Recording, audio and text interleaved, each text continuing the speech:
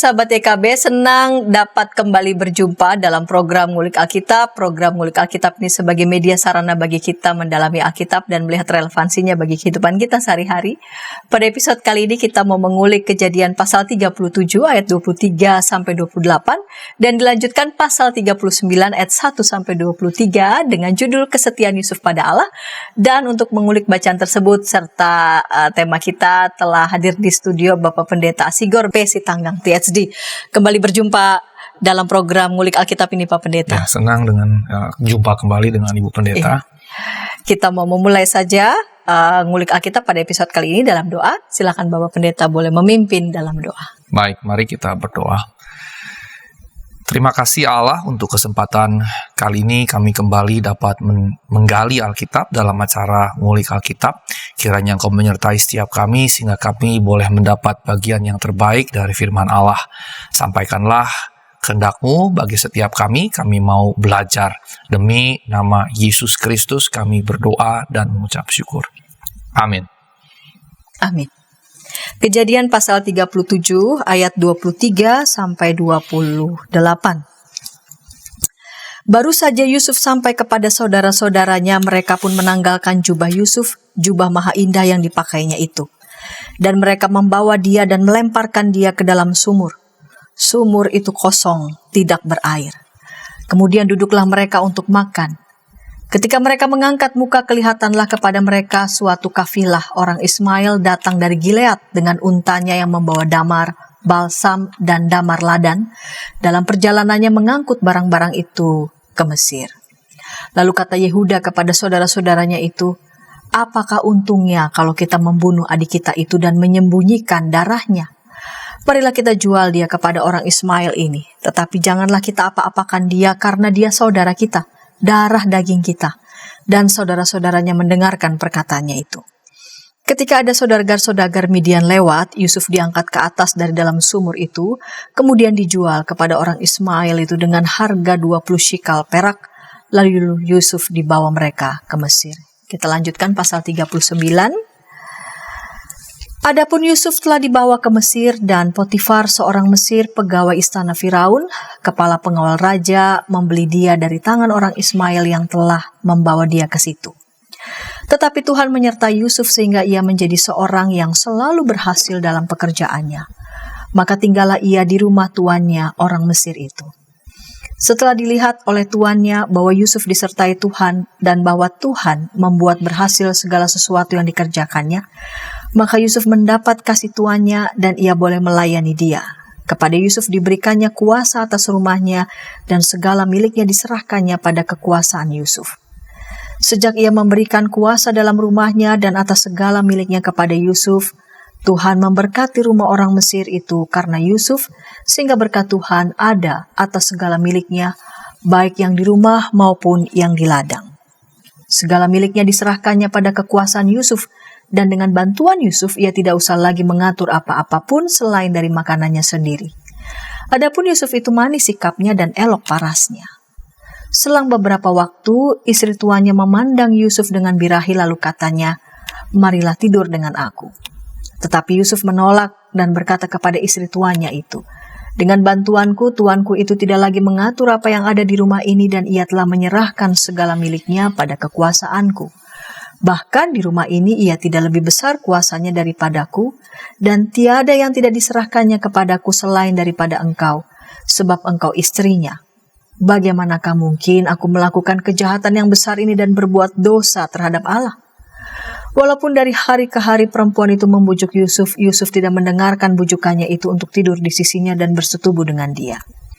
Pada suatu hari masuklah Yusuf ke dalam rumah untuk melakukan pekerjaannya, sedang dari sisi rumah itu seorang pun tidak ada di rumah. Lalu perempuan itu memegang baju Yusuf sambil berkata, "Marilah tidur dengan aku." Tetapi Yusuf meninggalkan bajunya di tangan perempuan itu dan lari keluar. Ketika dilihat perempuan itu bahwa Yusuf meninggalkan bajunya dalam tangannya dan telah lari keluar, dipanggilnyalah seisi rumah itu, lalu katanya kepada mereka, "Lihat, dibawanya kemari seorang Ibrani, supaya orang ini dapat mempermainkan kita. Orang ini mendekati aku untuk tidur dengan aku, tetapi aku berteriak-teriak dengan suara keras. Dan ketika didengarnya bahwa aku berteriak sekeras-kerasnya, ditinggalkannya lah bajunya padaku, lalu ia lari keluar. Juga ditaruhnya baju Yusuf itu di sisinya sampai tuan rumah pulang. Perkataan itu jugalah yang diceritakan perempuan itu kepada Potifar, katanya, hamba orang Ibrani yang kau bawa kemari itu datang kepadaku untuk mempermainkan aku. Tetapi ketika aku berteriak sekeras-kerasnya, ditinggalkannya bajunya padaku, lalu ia lari keluar. Baru saja didengar oleh tuannya perkataan yang diceritakan istrinya kepadanya, begini-begitulah aku diperlakukan oleh hambamu itu, maka bangkitlah amarahnya. Lalu Yusuf ditangkap oleh tuannya dan dimasukkan ke dalam penjara tempat tahanan-tahanan raja dikurung. Demikianlah Yusuf dipenjarakan di sana. Tetapi Tuhan menyertai Yusuf dan melimpahkan kasih setianya kepadanya dan membuat Yusuf kesayangan bagi kepala penjara itu. Sebab itu kepala penjara mempercayakan semua tahanan dalam penjara itu kepada Yusuf, dan segala pekerjaan yang harus dilakukan di situ dialah yang mengurusnya. Dan kepala penjara tidak mencampuri segala yang dipercayakannya kepada Yusuf, karena Tuhan menyertai dia, dan apa yang dikerjakannya dibuat Tuhan berhasil. Ya. Baik, Pak Pendeta, ini cukup panjang, ya, ada 2 pasal.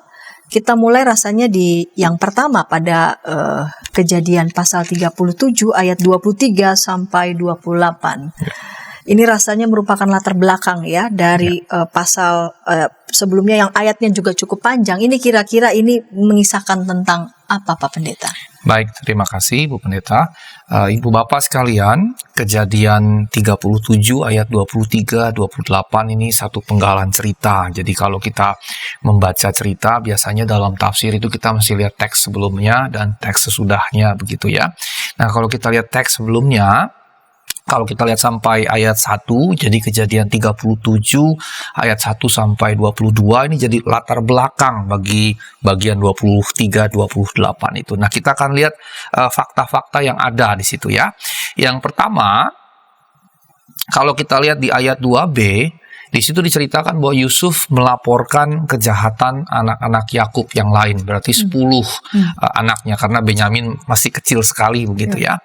Sehingga dari poin yang pertama nampak bahwa Yusuf ini entah sebagai mata-mata ayahnya atau pelapor yang memang kerjanya suka melapor begitu ya.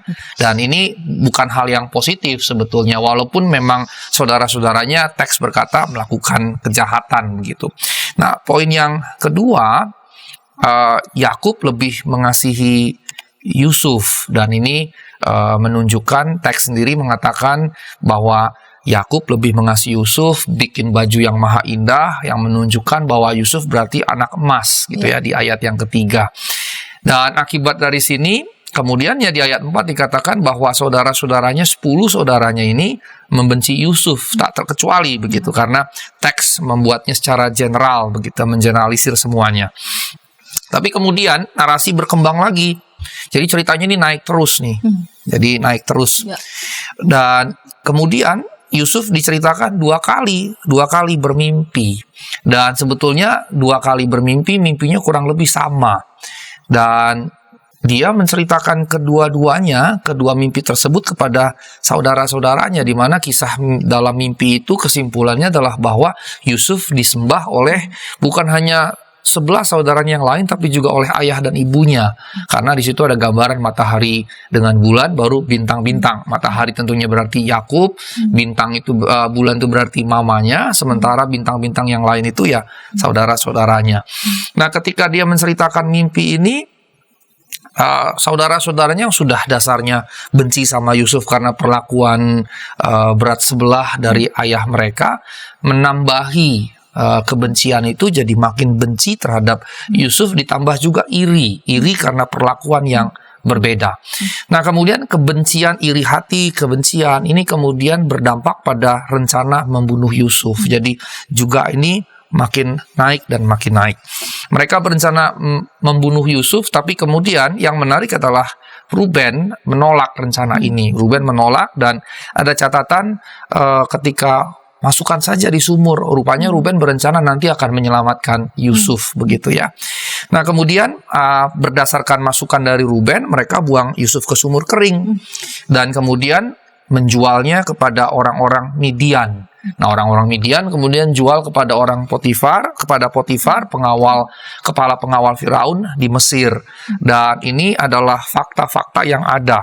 Nah, kalau kita lihat mimpinya, mimpi yang pertama itu di ayat ke-7 dikatakan, Yusuf bercerita begini, tampak kita sedang di ladang mengikat berkas-berkas gandum, lalu bangkitlah berkasku dan tegak berdiri, kemudian berdiri, datanglah berkas-berkas kamu sekalian mengelilingi dan sujud menyembah kepada berkasku itu. Nah, ini jelas berarti berkasnya ini Yusuf, berkas yang lain ya saudara-saudaranya. Tapi kalau di sini dia hanya menyebut berkas-berkas kamu sekalian, berarti saudara-saudaranya. Mimpi yang kedua, dia berkata, aku bermimpi pula, tampak matahari, bulan, dan 11 bintang sujud menyembah kepadaku. Jadi kalau mimpi pertama, kita dapat menginterpretasikan di situ hanya 10 atau 11 saudaranya, tapi di mimpi yang kedua ada tambahan. Karena selain bintang-bintang, dikatakan tampak matahari dan bulan. Baru kemudian 11 bintang, berarti 11 saudaranya. Ya, matahari tadi saya sudah katakan berarti ayahnya, bulan ini berarti ibunya. Dan kita perlu tahu dalam astronomi saat itu, bintang-bintang dianggap hanya dekorasi langit gitu. Jadi artinya memang matahari dan bulan dianggap dua sumber cahaya yang besar. Kalau dalam astronomi modern kan tidak ya, matahari justru salah satu bintang yang sangat kecil. Ada banyak bintang yang ribuan kali lebih besar dari matahari begitu. Tapi tentunya ini menggunakan astronomi saat itu. Dan dua mimpi itu jelas menunjukkan bahwa Yusuf paling tidak nanti, karena tentunya orang-orang zaman itu memahami bahwa Allah bisa berbicara melalui mimpi, dan ini seperti penglihatan yang profetis sifatnya, ramalan ke depan. Maka ini menunjukkan bahwa nanti di masa mendatang, di masa yang akan datang, Yusuf akan berkuasa atas 11 saudaranya dan juga bahkan atas ayah dan ibunya. Nah, karenanya kalau kita lihat teks tersebut dan kita katakanlah analisis secara ringkas, satu persatu berdasarkan karakternya atau tokoh cerita, maka yang pertama, Yakub. Mari kita lihat Yakub. Yakub punya 4 istri. Yang dia cintai sebetulnya Rahel, tapi tidak tidak lumrah saat itu menikahi adik yang muda, sementara adik yang kakak yang tua jadi lajang begitu. Dan sampai sekarang beberapa budaya termasuk budaya Batak juga budaya saya itu nampaknya tidak lazim gitu, walaupun kemudian muncul ritual budaya yaitu minta izin pamit gitu ya, itu bisa didesain seperti itu, ada memang. Tapi saat itu tidak lumrah adiknya nikah lebih dulu daripada kakaknya. Maka kemudian Laban menipu Yakub. Dan ini menarik, padahal Yaakov, nah dalam bahasa Ibrani Yaakov itu artinya penipu. Jadi tukang tipu ditipu gitu. Dan yang menipu adalah mertuanya sendiri. Berarti ini keluarga tukang tipu gitu ya. Ini keluarga tukang tipu. Nah, ditipulah Yakub, akhirnya Lea yang dinikahi, baru kemudian mesti kerja lagi, baru untuk nikahi Rahel begitu. Dan kemudian terjadilah pertarungan karena Yakub sebenarnya mencintai Rahel.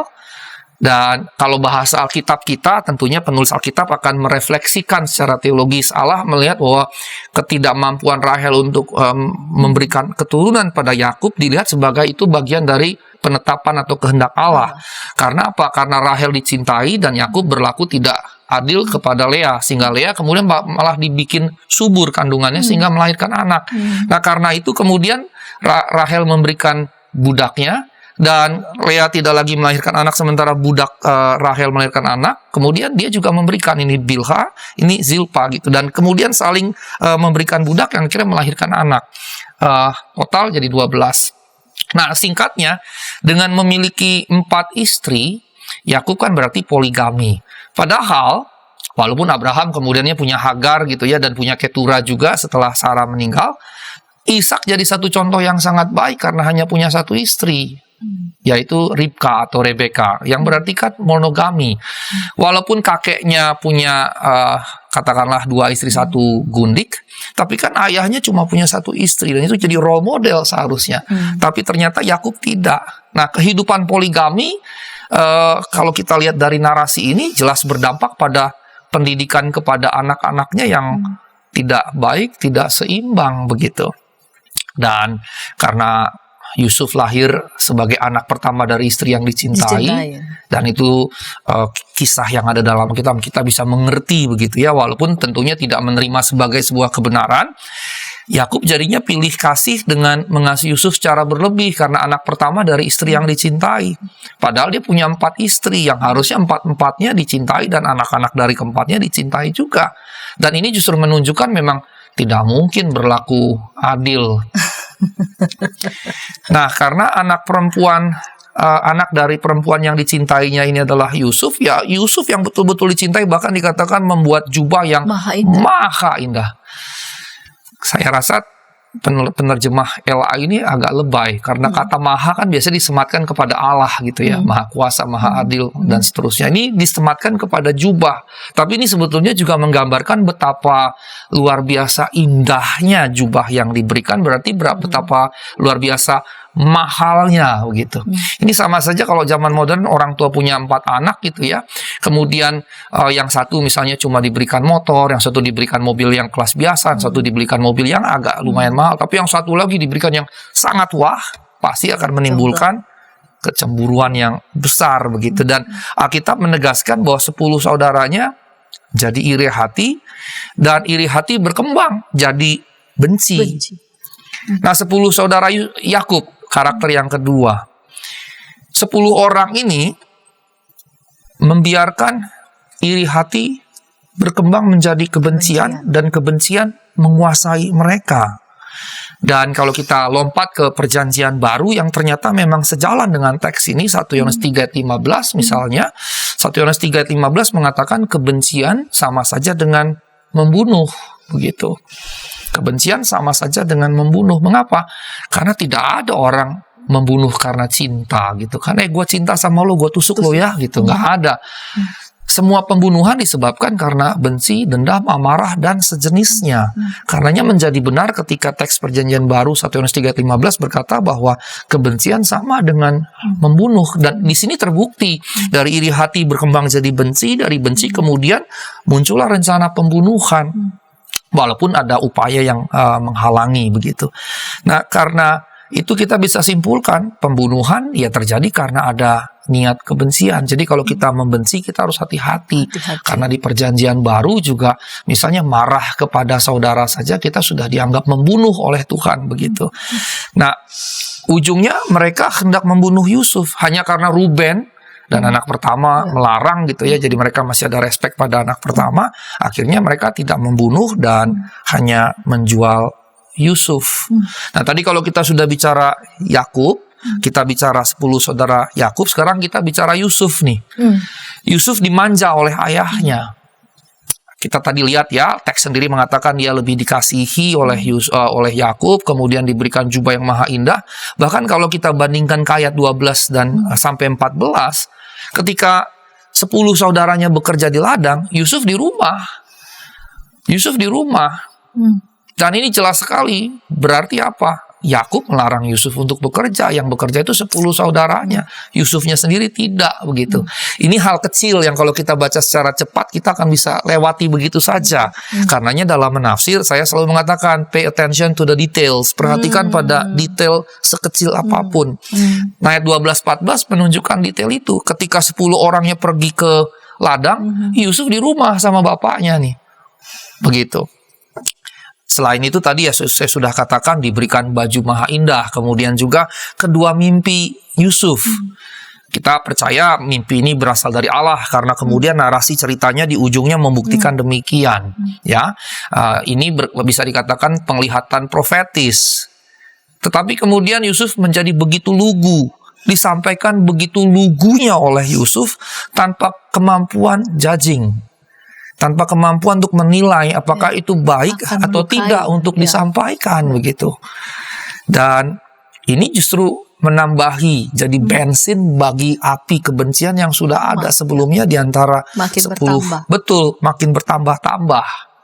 Jadi kita bisa melihat latar belakang begitu ya, bukan membenarkan ya, tapi kita bisa memahami situasi mengapa lalu kemudian muncul kecemburuan, iri hati, lalu kemudian berkembang menjadi benci yang sangat berlipat-lipat gitu. Kita akan meneruskan kisah ini kemudian di segmen kedua. Namun sebelumnya kita dengarkan pesan-pesan berikut ini. Dari kungkungan malam gelap. Nyanyikanlah nyanyian baru. Setiap hari Rabu, pukul 12 waktu Indonesia Barat. Dapat Anda nikmati di channel Lagu Rohani YKB GKI TV.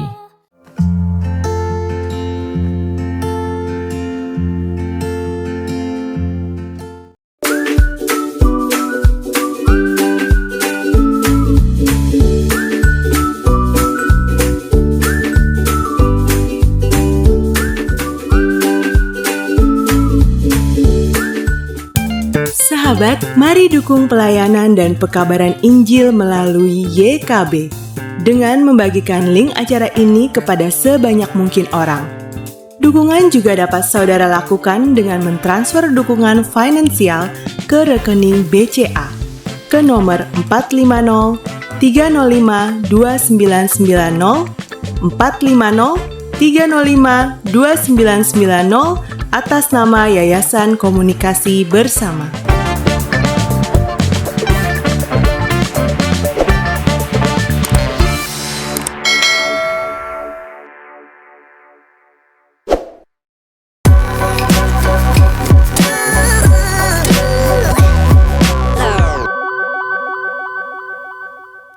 Senang masih bersama dengan kami dalam program Ngulik Alkitab, sahabat. Pada episode kali ini kita mengulik Kejadian pasal 37 ayat 23 sampai 28 dan dilanjutkan pasal 39 ayat 1 sampai 23, dan saat ini kita sudah tiba di segmen yang kedua. Mari sahabat boleh berinteraksi di kolom komentar yang sudah tersedia. Kita kembali lanjut ya di segmen yang kedua ini Bapak Pendeta. Ada dua pasal ini pasal 39 ayat 1 sampai 23, dan rasanya ini juga kelanjutan ya di pasal yang sebelumnya. Singkat cerita, lalu kemudian Yusuf telah dibawa ke Mesir, dan di sana dia lalu kemudian bekerja di rumah Potifar, dan terjadilah tragedi yang luar biasa. Dari kisah ini Bapak Pendeta boleh menyajikan kepada kita untuk melihat plot cerita ini bersama dengan tokoh-tokohnya dan melihat persoalan begitu yang muncul begitu di pasal ini. Baik, terima kasih Bu Pendeta. Kalau kita lihat dulu ayat pasal 38 ayat 1 sampai 30, ini cerita tiba-tiba pindah ke Yehuda dan Tamar gitu ya. Pindah ke Yehuda dan Tamar. Yehuda meninggalkan saudara-saudaranya, tinggal di rumah temannya, kemudian menikah, punya 3 anak, dan seterusnya begitu, sampai tibalah pada kasus Tamar yang luar biasa ini. Dan pasal 39 ayat 1 balik lagi ke Potifar, sehingga sebetulnya ini adalah sandwich model.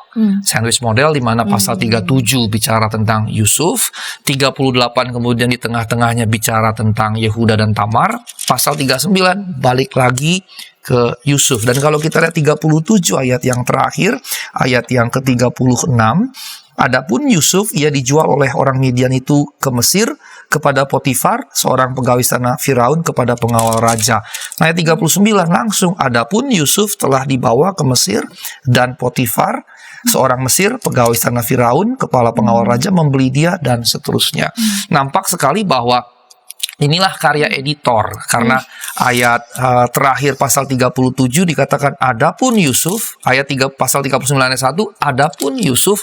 Jadi ini bagian dari editor dari teks ini untuk menunjukkan bahwa dia ke pasal 37 ayat yang terakhir 36 tadi. Nah, Ibu Bapak yang terkasih dalam Tuhan Yesus Kristus, karenanya sekali lagi ini sandwich model. Dalam hermeneutika itu ada sandwich model, ini di atas, di bawah, di tengah-tengahnya ada semacam teks yang seperti ditambahkan ke dalam, yang kalau kita tarik keluar dia tidak berpengaruh. Nah, kalau pasal 38 kita tarik keluar, 37, 39 digabung, itu tidak terpengaruh sama sekali. Nah, kalau kita kemudiannya melihat pasal 39 mulai dari ayat 1 sampai 23, ayat 1 mengulangi yang 37 ayat 36, di mana Yusuf dijual sebagai budak. Dijelaskan siapa pembelinya, Potifar, dan siapa Potifar, yaitu kepala pengawal Firaun, dan lokasinya di Mesir. Kemudian fakta yang berikutnya yang saya mau sampaikan adalah penulis kitab Kejadian secara tradisional kita terimanya nih Musa, tapi dalam kajian akademik ini ditulis oleh kemudiannya ya, oleh rabi-rabi kemudian begitu.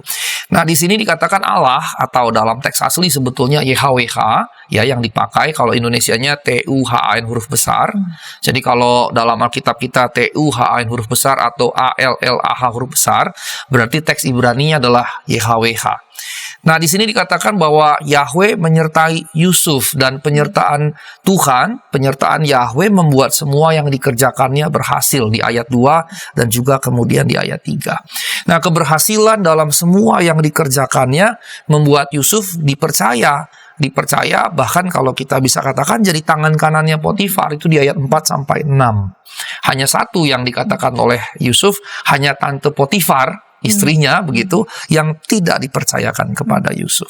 Nah, kemudian kita masuk pada fakta yang berikutnya. Istri Potifar, saya suka menyebutnya tante Pot gitu ya, tante Pot, dikatakan memandang Yusuf dengan berahi dan mengajak Yusuf tidur. Dan ternyata kalau kita lihat ayat 7 mulai kejadiannya, kemudian ayat 10, kemudian ayat 12, jelas sekali secara tekstual tante Pot ini bukan hanya sekali mengajak Yusuf, tapi tiap hari. Ya, jadi terus menerus. Wah, ini kan luar biasa ya godaan yang diberikan. Satu kali mungkin kita kuat, 2 kali kita kuat, 3 kali bisa jatuh. Tapi Yusuf di sini memiliki konsistensi yang luar biasa. 1 kali dia kuat, 2 kali dia kuat, 3 kali dia kuat, dan seterusnya dia kuat karena dikatakan setiap hari gitu. Ini tante Pot ini yang kayaknya betul-betul kayak dendam kesumat gitu, kok nggak dapet gitu ya, udah digoda, terobsesi betul, kok bisa nggak dapet juga begitu. Dan kita melihat bahwa Yusuf konsisten dalam penolakannya, dan kalau kita mau ya jujur dan belak-belakan, sebetulnya godaan seksualitas itu kan tidak hanya dalam konteks modern, konteks zaman dulu juga mereka juga sudah mengalaminya begitu kurang lebih. Jadi ini bukan hanya konteks modern. Kita kan suka berpikir gitu, kalau dulu kayaknya orang lebih baik, siapa bilang begitu ya, ini berapa ribu tahun yang lalu, dan teks ini belatan sekali nih, belatan sekali gitu. Kalau orang zaman sekarang, oh tahun 70, 80 nggak ada tuh gitu-gitu, siapa bilang, ini ribuan tahun yang lalu begitu. Tapi Yusuf punya konsistensi yang luar biasa. Nah, karena tante Pot ini tertolak, dan yang menarik adalah menurut saya di sini Yusuf ceroboh. Karena setelah digodain gitu ya, Yusuf masuk ke rumah. Ketika orang yang bekerja di rumah itu, seisi rumah itu nggak ada, tinggal tante Pot. Dan kita bisa menafsir, ini desain jadinya. By design. By design, untuk membiarkan rumah itu kosong. Supaya ketika Yusuf datang, terjadi kejadian, bayangannya dia, bayangan tante Pot, ini kejadian bisa terjadi, nggak ada yang tahu begitu. Dan artinya dengan sepinya ini dia berpikir Yusuf mungkin tidak lagi menolaknya, karena situasi sudah didesain sedemikian rupa untuk bisa terjadi. Tapi kebalikannya, Yusuf justru menolak. Hanya kelemahan Yusuf, bajunya dia tinggalkan. Dengan meninggalkan baju, maka ini jadi bukti, ini afidavit untuk memfitnah Yusuf. Nah, tante Pot akhirnya, karena ini seperti zaman sekarang, kalau di negeri kita ya, cinta ditolak dukun bertindak begitu ya. Nah, ini cinta ditolak, akhirnya digunakanlah abuse of power lagi di sini. Nah, tante Pot akhirnya punya dasar untuk memfitnah Yusuf. Mungkin selama ini diajak ditolak sakit hati, diajak ditolak sakit hati, tapi tidak bisa membalasnya. Didesain sedemikian rupa, pilihannya kalau lu nggak tidur sama gua, masukin penjara begitu. Maka Yusuf ceroboh, meninggalkan bajunya. Akhirnya tante Pot pakai itu untuk jadi afidavit atau bukti untuk memfitnah Yusuf, dan mungkin pada konteks itu secara legal itu sah karena ada bukti begitu ya. Dan akhirnya Potifar menjebloskan Yusuf yang tak bersalah ke dalam penjara, dan Potifar di sini nampak sekali juga melakukan tindakan yang keliru, abuse of power, karena dia tidak meminta Yusuf bicara dulu, tidak mengklarifikasi, dan seterusnya. Dia dengar istrinya dan dia langsung terbakar amarah Alkitab menceritakan marahlah Potifar gitu. Dia hanya dengarkan suara istrinya, dia tidak dengarkan suara Yusuf gitu, dan memperbandingkan. Berarti dia punya semacam keyakinan buta bahwa istrinya pasti benar, bahwa Yusuf pasti salah. Dan dalam banyak aspek kehidupan kita punya tendensi seperti itu. Ketika kita punya keberpihakan tertentu pada orang tertentu, kita akan cenderung menganggap dia pasti benar. Dan ketika terjadi konflik dengan yang lain, dia pasti salah. Dan Potifar melakukan hal ini. Dan ketika kemudian Yusuf dimasukkan oleh Potifar ke dalam penjara dengan menggunakan kekuasaannya, hal yang serupa terjadi lagi kalau di rumah Potifar Tuhan memberkati menyertai Yusuf sehingga semua pekerjaannya berhasil. Di penjara juga serupa. Karena penyertaan Allah. Kepala penjara kemudian menyerahkan semua pekerjaannya kepada Yusuf, dan Yusuf mengerjakannya dengan berhasil. Dan yang aneh, dia kan tahanan.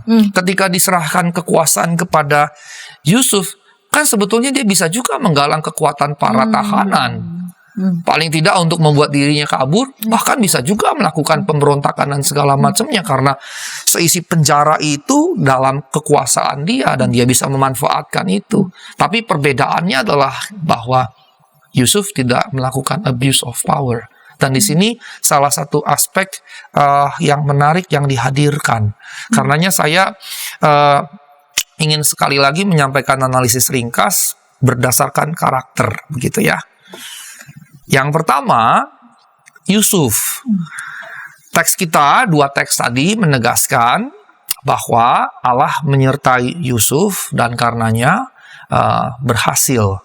Tapi kita harus hati-hati nih, kita harus hati-hati. Jangan sampai yang kita kejar berhasilnya. Zaman now, apalagi dengan teologi kemakmuran, kan yang dikejar adalah berhasil, dan seringkali ukuran keberhasilannya materialistik, harta, jabatan, kedudukan, dan lain-lain. Dan karenanya kita harus camkan betul-betul, tidak boleh memberikan penekanan pada keberhasilannya. Tapi yang mesti dicamkan di sini justru pada penyertaan Allah. Nah, penekanan bahwa keberhasilan di sini bukan semata hasil dari kerja keras, tapi juga bagian dari berkat penyertaan Allah. Sehingga ada 2 sisi. Ada 2 sisi. Yang dimaksudkan keberhasilan di sini sebetulnya bukan sekedar pada pencapaian-pencapaian, tapi pada satu sisi ia bekerja keras. Ia bekerja keras karena dengan berkata yang dikerjakannya berhasil, berarti dia bekerja keras. Tapi di sisi yang lain, berkat penyertaan Allah. Dan ini seperti 2 sisi satu mata uang. Tidak mungkin kita berkata kita disertai Allah kalau kita tidak bekerja keras, atau dengan kata lain misalnya bermalas-malasan.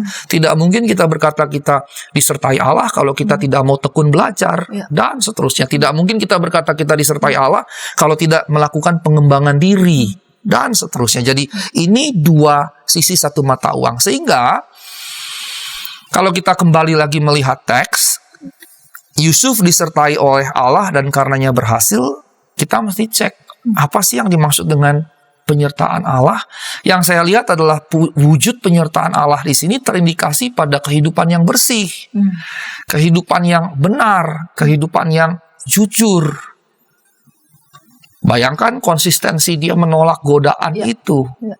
Dan bayangkan kalau kita lihat bagaimana respons Yusuf kepada Tante Pot ketika dia menggoda Yusuf. Respons Yusuf nampak sekali kalau dia bersih, benar, dan jujur. Dia mengelola semua kepercayaan yang diberikan oleh Potifar dengan penuh tanggung jawab. Begitupun ketika dia difitnah, masuk dalam penjara, dia juga mengelola lagi kepercayaan yang diberikan dengan penuh tanggung jawab. Dia tidak lakukan abuse of power. Waktu dia di rumah Potifar, dia bisa juga melakukan abuse of power dan kemudian meniduri Tante Pot tadi, tapi dia tidak lakukan abuse of power itu. Nampak sekali bahwa ketika kita menyatakan kita disertai oleh Tuhan, ada bagian dari kita yang menjadi syarat, yaitu kehidupan yang bersih, benar, dan jujur. Walaupun kemudian kita melihat ada kelalaian kecil yang berdampak besar, begitu.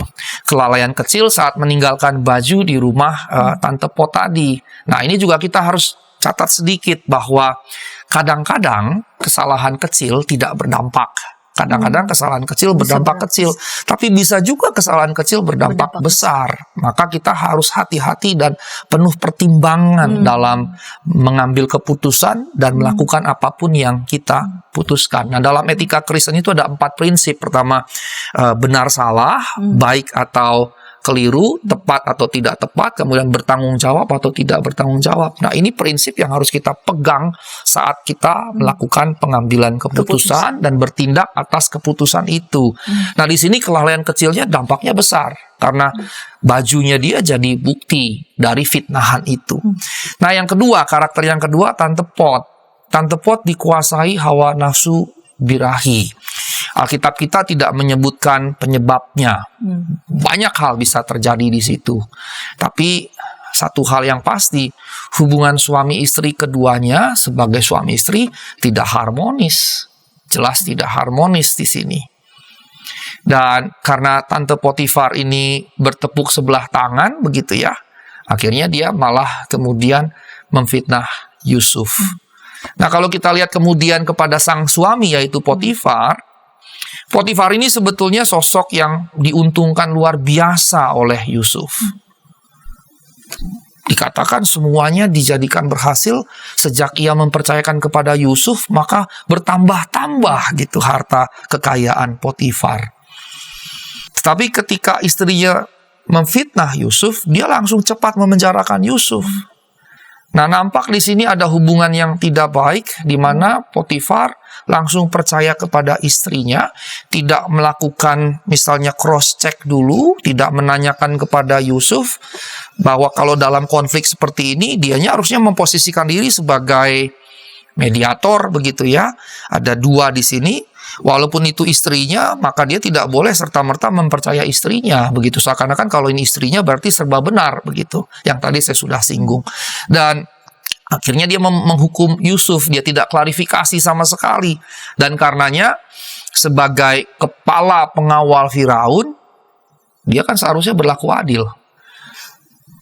Tapi justru dia berlaku tidak adil. Nah, karenanya ada penyalahgunaan kekuasaan di sini. Ada abuse of power, baik dari Potifar maupun juga istrinya. Jadi ini semua ini persoalan kekuasaan ya, kalau saya perhatikan gitu. Kalau hanya sekedar birahi kan betulnya ya sebagai istri penguasa ya, Potifar kan bukan orang rendah begitu kan. Ya udah, saya bisa mendapatkan di tempat lain. Tapi penolakan itu persoalan power, ini kan bawahan saya ya gitu sekali. ya. Jadi bagaimana mungkin saya bisa ditolak oleh bawahan saya. Jadi memang soal tindakan menganiaya begitu, ketidakadilan kepada yang lebih rendah, ini memang soal penunjukan power bahwa kamu harus takluk begitu ya. Betul. Dan di sisi yang lain juga Potifar sebagai suami ya itu juga pakai power juga. Saya sebagai yang harusnya pelindung, maka saya harus membuktikan begitu. Ini tuan, sedangkan kamu budak gitu ya. Ini menarik. Ini persoalan power ini ditunjukkan secara terbuka begitu lewat teks ini. Kita akan lanjut di segmen ketiga, namun sebelumnya kita dengarkan pesan-pesan berikut ini. Tanganku dipegang. Injil dalam Melodi. Setiap hari Kamis, pukul 12 waktu Indonesia lagu Barat. yang baru saja saya nyanyikan Dapat Anda adalah nikmati di channel Bedah Lagu YKB GKI TV. Tenanglah.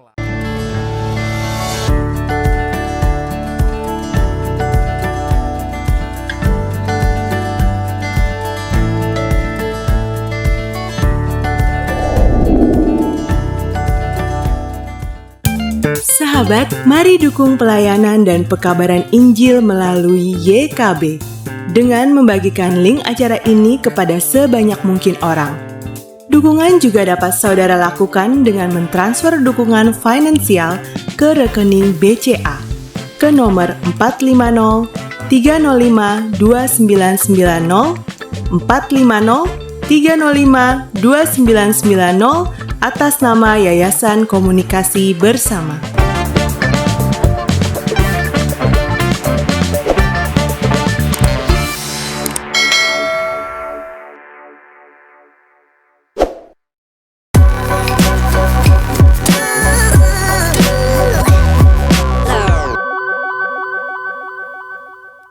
Sahabat, senang masih bersama dengan kami dalam program Mengulik Alkitab. Pada episode kali ini kita mengulik Kejadian pasal 37 ayat 23 sampai 28 dan dilanjutkan pasal 39 ayat 1 sampai 23 dengan judul Kesetiaan Yusuf kepada Allah.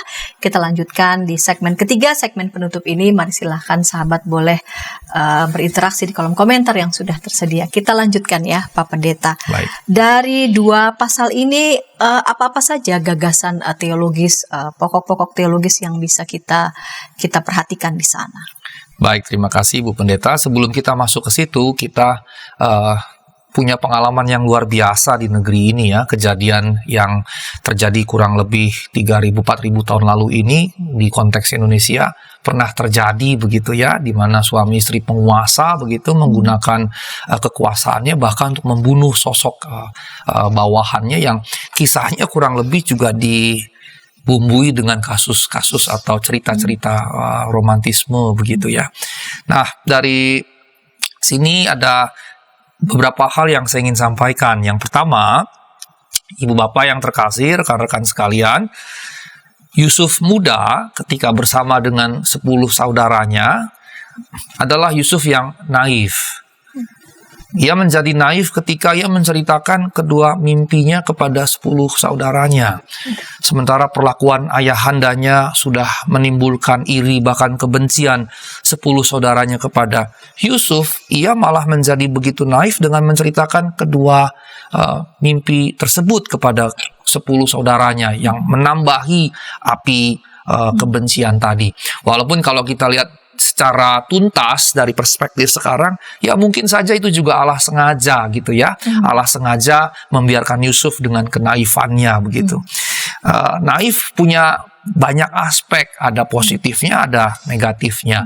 Kalau yang negatifnya, orang yang naif itu mudah ditipu atau mudah tertipu begitu ya. Easily to be deceived begitu. Tapi di sisi yang lain, orang yang naif itu ternyata ada aspek positif. Dia jadi nggak mudah stres karena easy going. Dan ini terlihat dari Yusuf gitu. Dia nggak pikir panjang. Dapat mimpi pertama dicerita, dapat mimpi kedua langsung dia cerita lagi kepada saudaranya. Dia nggak pikir panjang gitu. Easy going aja. Walaupun kemudian dia baru sadar dampaknya. Hampir mau dibunuh, akhirnya dijual jadi budak dan puluhan tahun dia melalui masa sengsara itu.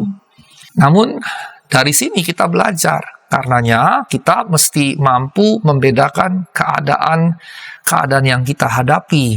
Apa yang mesti kita sampaikan, apa yang tidak perlu kita sampaikan, dan bagaimana kita bisa menahan diri atau self-control. Dan ini yang paling penting sebetulnya. Self-control ini kita sering dapat peragaan di negeri kita yang luar biasa gitu ya. Bisa, tadi saya sudah menyinggung sedikit bagaimana seorang jenderal membunuh bawahannya. Nggak lama setelah itu bagaimana seorang perempuan muda dengan pacarnya meminta pacarnya untuk memukuli mantan pacarnya dan mengajak beberapa teman memukuli, bahkan direkam. Padahal perempuan itu masih muda belia begitu. Kemudian kita juga diceritakan bagaimana di jalanan itu seringkali terjadi pukul memukul hanya karena senggolan sedikit begitu, dan Dia rela disenggol mobil lebih ya, dan gara-gara senggolan sedikit kemudian bisa baku pukul, baku hantam begitu. Jadi self control itu tidak ada. Nah, ini jadi pokok yang penting yang kita pelajari dari Yusuf. Nah, setelah Yusuf yang muda adalah Yusuf yang naif, kita melihat kemudian dalam perjalanan kehidupannya, Yusuf yang tua kemudian menjadi Yusuf yang matang, Yusuf yang dewasa. Bagaimana ketika dia jadi tangan kanan mulai dari Potifar, terus menghadapi fitnahan, jadi tangan kanan kepala penjara begitu ya. Kemudian diangkat jadi tangan kanan Firaun, dan bagaimana dia mengelola semua itu, bahkan puncaknya ketika terjadilah kelaparan begitu ya, 7 tahun kemakmuran, 7 tahun kelaparan, kemudian 10 saudaranya datang, kemudian ayahnya juga datang, dan bagaimana dia menghandle situasi itu, dan nampak Yusuf yang tua menjadi Yusuf yang dewasa. Nah, karenanya dari sini hal praktis yang kita dapatkan adalah tambah tua itu niscaya. Tambah tua adalah suatu keniscayaan. Kita akan pasti tambah tua, tambah umur. Tapi tambah dewasa itu adalah sebuah pilihan. Bertambah tua tidak serta-merta bertambah dewasa. Tapi untuk bertambah dewasa itu adalah pilihan. Pilihan yang mesti kita lakukan atas segala situasi yang kita hadapi dalam kehidupan. Sebagaimana Yusuf merespons Tante Pot, merespons Potifar yang masukkan ke dalam penjara, merespons kepala penjara, kemudian merespons Firaun, merespons keluarganya. Kelihatan makin ke atas, tambah usia, tambah dewasa. Dan karenanya kita harus memilih mau sekedar tambah tua tapi tidak tambah dewasa, atau tambah tua dan kemudian tambah dewasa. Jangan sampai justru makin tua keladi gitu, makin tua makin jadi, dan setelah tidak berkuasa jatuh pada post power syndrome. Dan seterusnya. Ini yang mesti kita perhatikan dalam pertumbuhan usia kita. Yang kedua, penderitaan membentuk Yusuf. Dan yang menarik adalah bahwa penderitaan yang dialami Yusuf ini kan bukan penderitaan yang satu kali, ini berulang-ulang. Dari saudaranya mau dibunuh, dibuang ke sumur, terus dijual, kemudian difitnah oleh Tante Pot. Begitu kan, belum godaan-godaan yang ya kalau bisa dikatakan kucing mana mau sih nolak dikasih ikan begitu kan. Ini laki-laki ditawarin untuk menolaknya kan sebetulnya jadi seperti dalam tanda kutip nggak normal gitu. Ada satu ibu yang berkata kepada saya ketika mau menikah dan ingin mengecek apakah suaminya masih perjaka atau tidak. Ayahnya bilang begini, laki-laki zaman sekarang susah cari perjaka gitu. Nah, Yusuf kan menggambarkan kualitas kehidupan lelaki yang luar biasa, mulia dan agung begitu kan. Belum kemudian di dalam penjara dan seterusnya. Penderitaan yang dialami bertubi-tubi itu bagi orang lain bisa menghancurkan dan bisa merespons atau direspons secara negatif. Tapi penderitaan yang dialami Yusuf tidak membentuk Yusuf secara negatif, melainkan secara positif. Dan ini sebetulnya menunjukkan bahwa apapun yang terjadi di luar kita, respons kita itu bergantung pada kita, pada pilihan kita. Kita bisa memilihnya menjadi positif, kita bisa memilihnya menjadi negatif. Penderitaan adalah bagian dari kehidupan setiap manusia. Dari sejak lahir saja kita sudah menderita kok. Dari sejak dalam kandungan pun ibu kita sudah menderita. Ketika kita lahir kita menangis itu sebetulnya juga bagi sebagian pakar ekspresi dari kecemasan kekhawatiran kita. Waktu di rahim 9 bulan setengah dapat suplai makanan, kehangatan rahim yang stabil terjaga sedemikian rupa oleh rahim ibu kita. Begitu keluar timbullah kecemasan, masih dapat suplai tidak makanan, ini suhu bagaimana dan seterusnya. Makanya kita menangis. Itu dari sejak lahir saja kita sudah menderita. Nah, karenanya dari sini kita bisa mengatakan bahwa penderitaan adalah bagian dari kehidupan setiap manusia, yang karenanya penderitaan tidak boleh lagi dilihat sebagai sesuatu yang negatif, tapi sebagai teman hidup. Paling tidak kemudiannya itu yang saya simpulkan dari pembacaan saya terhadap kitab Ayub. Kalau kita baca dari awal kitab Ayub, maka konsep penderitaan pertama-tama berasal dari iblis, karena iblis datang pada Allah menuntut Ayub dan seterusnya. Jadi ide pertamanya ditawarkan penderitaan berasal dari si iblis. Tapi kemudian Elifas, Bildad dan Zofar berkata penderitaan karena Ayub berbuat salah. Berarti penderitaan, konsep yang kedua adalah hukuman atas dosa. Tapi kemudian Ayub berkata tidak, aku dihukum oleh Allah secara tidak adil. Allah semena-mena, aku tidak berbuat salah. Sehingga kemudian yang ketiga, penderitaan adalah prerogatif Allah. Tapi ujung dari kitab Ayub, konklusinya adalah penderitaan adalah teman hidup. Teman hidup di muka bumi ini. Sehingga kita harus mengubah perspektif, tidak lagi melihatnya secara negatif, tapi bahwa ini memang bagian dari kehidupan kita secara lumrah. Tetapi yang mesti jadi persoalan penting yang kita perhatikan adalah kalau penderitaan datang silih berganti, kita tidak perlu menghindari penderitaan. Justru harus kita hadapi. Nah, yang terpenting karenanya bagaimana nih kita merespons terhadap penderitaan, dan apa yang kita bisa ambil dari penderitaan itu, kebajikan-kebajikan apa, mutiara-mutiara apa yang kita bisa ambil keluar dari situ. Yusuf misalnya berkata, sekarang aku tahu bahwa ini adalah kehendak Allah, apa yang direncanakan jahat oleh manusia dapat dijadikan kebaikan oleh Allah. Itu yang dikatakan Yusuf di ujung kisahnya begitu, sehingga segala kesusahan yang dia alami, dia katakan manusia bisa merencanakan yang jahat, tapi Allah dapat mengerjakan yang baik dari situ. Karenanya ketika kita mengalami penderitaan, jangan resist penderitaan, tapi justru hadapi itu bersama Tuhan tentunya, dan apa kebajikan atau mutiara yang bisa dihasilkan dari situ. Karenanya penderitaan mesti dilalui, tetapi kita harus jadikan catatan. Jangan sampai kita menderita karena kesalahan kita. Kita menderita karena kejahatan kita. Kita menderita karena dosa kita sendiri. Jangan sampai seperti itu. Dan Petrus berkata, kalau engkau menderita karena kejahatanmu, ya itu wajar begitu. Nah, karenanya jangan sampai kita menderita karena kesalahan, dosa, atau kejahatan kita.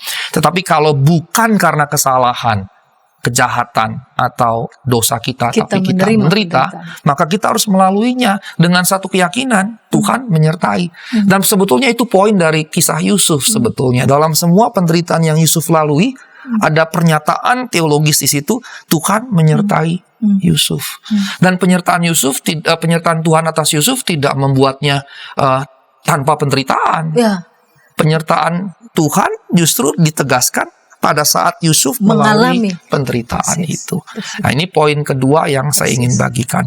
Nah, yang ketiga berkaitan dengan penyertaan Allah tadi. Ibu bapak yang terkasih, penyertaan Allah membuat Yusuf berhasil. Tapi catatan penting tadi di tengah materi saya juga saya sudah sampaikan, jangan keberhasilannya yang jadi fokus begitu. Dunia dengan segala materialismenya mendorong kita untuk berfokus pada keberhasilan, dan keberhasilan yang disukai oleh dunia, yang diajarkan oleh dunia adalah yang sifatnya materialistik begitu. Yang materialistik. Di kita orang Batak juga misalnya Hamoraon, Hasangapun, Hagabeon. Padahal dahulunya Hamoraon itu di belakang, sekarang Hamoraonnya di depan. Hamoraon, Hasangapun, Hagabeon. Harusnya Hasangapun, Hagabeon baru Hamoraon. Sekarang Hamoraon, kekayaan yang di depan begitu. Nah, ini gambaran dunia yang menaruh keberhasilan, berfokus pada keberhasilan, bahkan mempersempit keberhasilannya pun pada yang materialistik. Padahal sebetulnya di sini ketika Alkitab kita khususnya teks Yusuf ini bicara tentang Tuhan menyertai Yusuf dan menjadikan Yusuf berhasil, yang dikejar bukanlah keberhasilan. Kalau kita lihat, Yusuf tidak mengejar keberhasilan itu. Tidak mengejar keberhasilan itu. Keberhasilan sebetulnya adalah sesuatu yang menyertai. Sesuatu yang menyertai atau dampak. Yang dia kerjakan apa? Yang dia kerjakan adalah ketaatan kepada Allah. Dan setia dengan ketaatan itu. Sekalipun masuk dalam kesusahan. Dia bisa bilang, Tuhan, saya kan nggak bersetubuh dengan dia. Saya kan jaga diri saya terhormat sesuai dengan Taurat, walaupun belum ada Taurat waktu itu ya. Dia bisa berkata begitu, dan dia bisa protes Tuhan. Tuhan, kenapa begini? Tapi tidak, dia tidak protes. Walaupun kemudian gara-gara kesetiaannya pada Allah, pada firman Allah membuat dia masuk penjara, dia tidak kemudian memarahi Allah. Dan karenanya kita melihat bahwa penyertaan Allah sendiri sebetulnya adalah akibat dari kehidupan yang benar, yang bersih, yang jujur tadi. Ketika dia mempertahankan kehidupan yang benar, yang bersih, yang jujur, kemudian itulah yang disebut dengan penyertaan Allah. Dan ketika kita melakukan itu, Allah menyertai. Bahkan ketika gara-gara itu kita menderita. Misalnya kalau kita bekerja, kita diajak kolusi dan kita nggak mau gitu. Tetapi kemudian gara-gara itu kita misalnya dijauhi teman-teman, bahkan mungkin difitnah. Dan gara-gara dijauhi teman-teman, difitnah, kita mengalami kesusahan demi kesusahan. Maka kita nggak boleh bilang, Tuhan, gue kan udah jujur kok malah jadi susah begini. Justru itu adalah hal yang baik, dan dalam kesusahan yang kita lalui, Allah menyertai di situ. Nah, karenanya penyertaan Allah sendiri juga adalah akibat dari kehidupan yang benar, yang bersih, yang jujur. Dan kemudian poin 3B maksud saya adalah bahwa dengan begitu Yusuf, dan kita belajar dari Yusuf, menjadi berkat bagi orang-orang lain. Dan karenanya menjadi berkat bagi orang-orang lain adalah kesalehan sosial. Dan yang diperagakan Yusuf sebetulnya adalah kesalehan sosial. Kalau kita perhatikan dari semua kejadian penderitaan yang Yusuf alami, apalagi sampai puncaknya, Yusuf memeragakan terutama bukan sekedar kesalahan individual.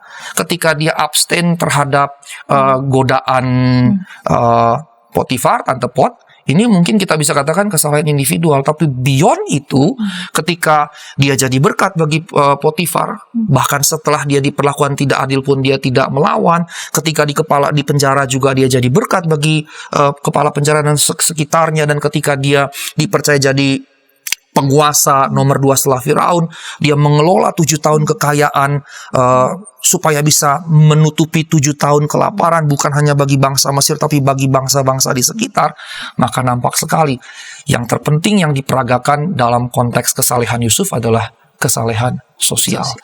Seorang bisa dikatakan saleh jikalau ia saleh secara sosial. Seorang bisa dikatakan saleh ketika menunjukkan kesalehan sosial, menjadi berkat begitu bagi banyak orang. Sahabat yang dikasihi Tuhan, kita melihat bagaimana proses Yusuf itu dibentuk. Dari sejak dia muda, lalu kemudian lewat penderitaan justru ia banyak belajar, dan ia tetap tekun dan setia kepada Tuhan. Dan karena ketekunan dan kesetiaan itu juga Tuhan berkenan untuk terus menyertai Yusuf, betapapun Yusuf juga masuk dalam pergulatan-pergulatan, persoalan-persoalan, bahkan penderitaan-penderitaan. Jadi sahabat, ketika kita merasa kita ada dalam penderitaan, biarlah kita pandang itu sebagai sarana media untuk bisa boleh mematangkan kita dan menajamkan kita. Terima kasih Pak Pendeta Asigor untuk kesediaan boleh berbagi bersama dengan kita. Kita mau menutup program Ngulik Alkitab dalam doa. Silakan Pak Pendeta boleh menutup dalam doa. Mari kita berdoa. Terima kasih Allah, kami belajar dari Yusuf bagaimana seharusnya menghadapi penderitaan.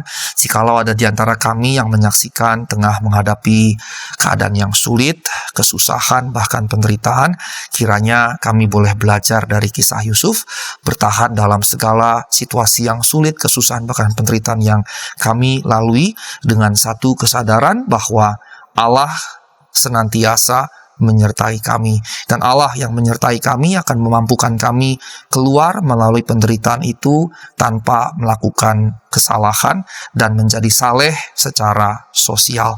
Terima kasih Tuhan untuk acara ini, untuk apa yang Tuhan telah sampaikan. Kiranya terus menyertai setiap kami, dan Roh Allah boleh terus mengingatkannya bagi setiap kami. Demi nama Yesus Kristus kami berdoa dan mengucap syukur. Amin. Amin. Sahabat, mari dukung pelayanan dan pekabaran Injil melalui YKB dengan membagikan link acara ini kepada sebanyak mungkin orang. Dukungan juga dapat saudara lakukan dengan mentransfer dukungan finansial ke rekening BCA ke nomor 450 305 2990 450 305 2990 atas nama Yayasan Komunikasi Bersama.